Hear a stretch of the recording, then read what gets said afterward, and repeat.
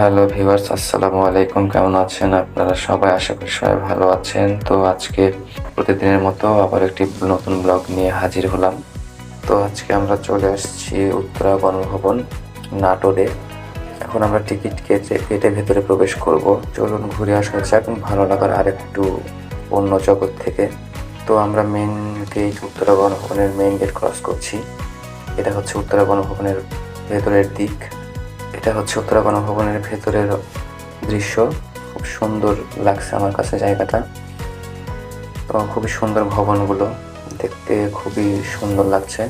তবে এর ভেতরের সবচাইতে বেশি সুন্দর লাগছে আমার কাছে যেগুলো, সেগুলো হচ্ছে মানে জাদুঘরটা। তো আমরা টিকিট কেটে জাদুঘরে প্রবেশ করব, জাদুঘরের কি আছে তা দেখার জন্য।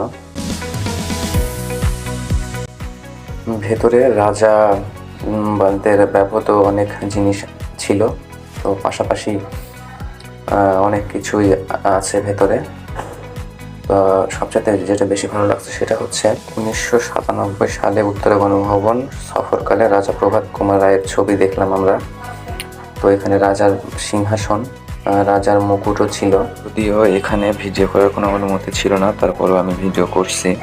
তো আবার দেখা হবে নতুন কোনো ব্লগ নিয়ে। সবাই ভালো থাকবেন, আবার দেখা হবে। আসসালামু আলাইকুম।